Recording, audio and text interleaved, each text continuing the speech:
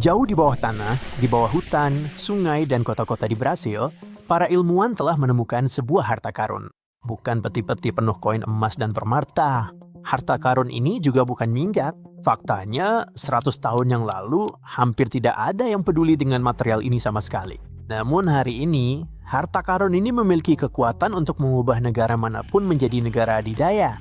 Jadi apa itu? Siap? Brasil telah menemukan deposit REE yang sangat besar, yaitu unsur tanah jarang. Jika Anda menginginkan nama yang lebih singkat, sebut saja mereka emas baru.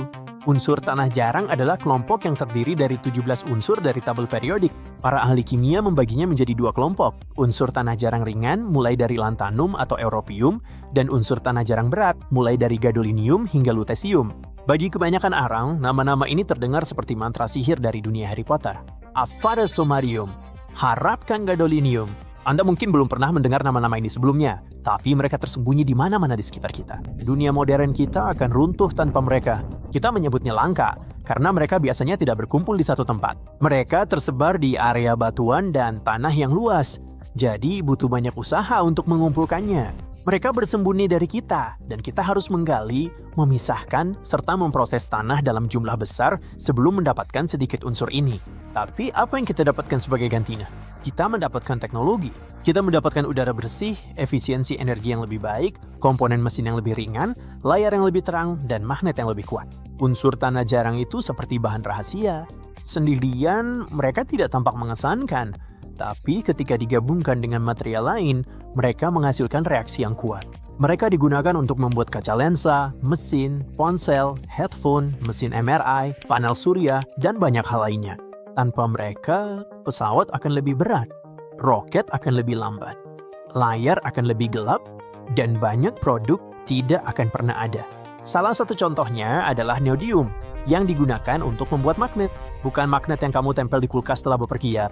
Turbin angin membutuhkan magnet yang terbuat dari neodymium. Turbin itu menghasilkan listrik. Listrik itu mengisi daya laptopmu. Laptopmu memungkinkan kamu menonton video dan bermain game.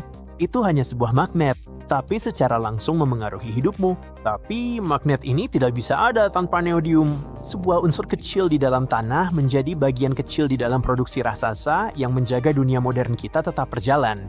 Dan ini jauh dari satu-satunya penggunaan neodymium. Dan inilah alasan mengapa Brasil penting. Negara ini memiliki peluang untuk menjadi pemasok unsur tanah jarang terbesar kedua di dunia dan nomor 1 di luar Asia. Penambangan unsur-unsur ini menciptakan lapangan kerja bagi ribuan orang. Mengolah dan menjual logam-logam ini merupakan dorongan besar bagi perekonomian. Tapi membicarakan indikator ekonomi itu membosankan. Jadi mari kita mainkan sebuah permainan saja. Kamu akan mendengar nama sebuah unsur langka, seperti mantra dari buku sihir, dan mencoba menebak untuk apa unsur itu digunakan. Ya, setelah permainannya selesai, kamu memang tidak akan tiba-tiba menjadi ahli EE. Tapi kamu pasti akan lebih mengenal topiknya. Mungkin suatu hari nanti kamu bahkan ingin bekerja di bidang ini. Siap? Unsur pertama adalah scandium. Untuk apa unsur ini digunakan? Untuk membuat buku, tongkat baseball, atau gergaji mesin?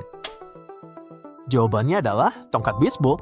Orang-orang menggunakan scandium untuk membuat paduan logam yang sangat kuat dan komponen yang sangat ringan. Di mana lagi kita bisa menemukannya? Pada rangka sepeda, bagian pesawat terbang, komponen roket, lampu stadion, dan bahkan mesin sinar X. Scandium membantu mengirimkan pesawat luar angkasa ke angkasa dan memproduksi semikonduktor. Kamu pasti sudah sering mendengar kata itu, tapi banyak orang tidak tahu artinya. Semikonduktor adalah sesuatu yang bisa menghantarkan listrik, tapi juga bisa menghalanginya. Ini seperti keran, air bisa mengalir atau bisa berhenti. Semikonduktor melakukan hal yang sama terhadap arus listrik di dalam microchip. Mereka sangat penting untuk setiap perangkat elektronik modern. Selanjutnya, yttrium. Di mana kamu bisa menemukannya? Pada TV, keramik, atau baterai? Ini memang agak sulit, jadi jawabannya adalah dimanapun. Selain itu, unsur ini sangat penting untuk superkonduktor. Superkonduktor adalah material yang dapat menghantarkan arus listrik dengan hambatan listrik nol. Artinya tidak ada energi yang hilang sebagai panas. Pada material biasa, listrik selalu menghasilkan panas karena adanya hambatan. Namun, ketika material superkonduktor didinginkan hingga suhu yang sangat rendah, hambatan menghilang, dan arus mengalir dengan sempurna dan aman. Komponen berbasis yttrium merupakan komponen penting dari beberapa superkonduktor suhu tinggi, yang membantu menjadikan superkonduktor tersebut praktis dan dapat digunakan dalam aplikasi dunia nyata. Jadi, ini juga merupakan unsur penting bagi para ilmuwan yang gemar melakukan eksperimen pada suhu yang sangat rendah. Yttrium juga ditambahkan ke dalam logam untuk membuatnya lebih kuat, lebih tahan panas, dan bahkan lebih tahan terhadap radiasi. Dengan kata lain, unsur ini adalah peningkat ajaib bagi logam. Sekarang kita masuk ke Lanthanum. Namanya terdengar seperti penyihir hebat dari dunia fantasi yang menggunakan mantra ilusi atau pengendalian pikiran. Tapi untuk apa sebenarnya unsur ini di dunia nyata? Lensa dari kamera video, isi pensil, pendingin udara. Lanthanum digunakan untuk membuat kaca optik pada lensa kamera. Saat kamu menonton adegan indah di sebuah film atau mengambil foto dengan ponselmu, kamu bisa diam-diam berterima kasih pada Lanthanum dan orang-orang yang menambangnya dari dalam tanah. Unsur ini juga digunakan dalam pemurnian minyak, membantu kita mendapatkan bahan bakar dan energi yang dibutuhkan mesin-mesin kita. Cerium adalah pahlawan tanpa tanda jasa berikutnya. Apa fungsinya? Apakah unsur ini membantu memurnikan udara, merebus air dalam ketel, atau memastikan pengoperasian penyedot debu? Unsur ini membantu lingkungan. Cerium digunakan dalam katalis konverter. Perangkat ini membersihkan gas beracun dari knalpot mobil. Tanpa cerium, udara di kota-kota besar akan jauh lebih kotor. Cerium juga digunakan untuk membersihkan air dan memproduksi kaca yang melindungi dari radiasi. Dengan cara tertentu, unsur langka ini adalah perisai kita terhadap racun, polusi, dan bahaya radioaktif. Sekarang, kenali praseodymium. Saya punya petunjuk di sini. Unsur ini digunakan dalam kondisi ekstrim. Kondisi mana? Dingin, panas, atau hampa udara?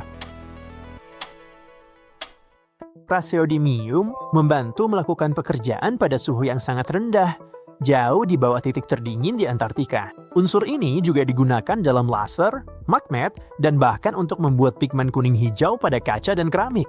Jadi, lain kali kamu melihat cangkir berwarna seperti itu, kamu bisa mengangguk bijak dan berkata, "Ah ya, saya melihat praseodymium." Unsur berikutnya sangat penting bagi siapa saja yang menyukai musik. Kenalkan neodymium. Gimana menurutmu? Apakah headphone, mikrofon, atau synthesizer yang bisa berfungsi berkat unsur ini? Unsur ini digunakan untuk membuat magnet yang sangat diperlukan dalam produksi speaker, headphone, dan hard drive. Unsur ini juga membantu menciptakan magnet permanen berkekuatan tinggi, yang sangat penting untuk mesin mobil listrik, turbin angin, dan banyak hal lainnya. Namun bagi kebanyakan orang, keajaiban neodymium itu sederhana. Unsur ini memberi kita musik di headphone saat kita naik bus, berjalan di taman, atau bersantai di rumah. Ada di mana-mana.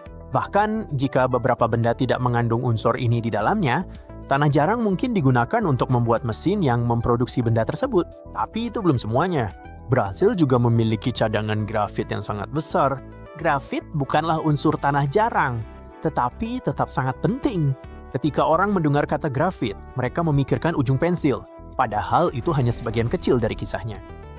Grafit digunakan untuk membuat wadah laboratorium tahan api, pelumas untuk mesin, isolasi panas untuk bangunan, pelapis anti korosi, reagen kimia, bahkan bagian dari reaktor nuklir. Harta karun lain yang dimiliki Brasil adalah litium. Ini bukan unsur tanah jarang, tapi dunia modern kita sangat bergantung padanya. Saat ini, sebagian besar baterai modern tidak bisa berfungsi tanpa litium. Ponselmu, laptopmu, mobil listrikmu, iPad, dan kameramu, semua perangkat ini berjalan dengan baterai tersebut. Sebagian besar litium di dunia berasal dari Australia. Argentina dan Chili juga memproduksi dalam jumlah besar, tetapi Brasil sedang naik daun dengan cepat. Pada tahun 2023, negara ini menjadi produsen litium terbesar kelima di dunia. Sebentar lagi mungkin akan mencapai posisi ketiga. Brasil juga merupakan pemasok nikel global yang memiliki daftar aplikasi yang panjang. Tetapi kita akan berhenti sebelum otak Anda meleleh karena terlalu banyak informasi. Sekarang Anda telah mendengar tentang unsur-unsur tanah jarang dan peran mengejutkan yang mereka mainkan dalam kehidupan kita.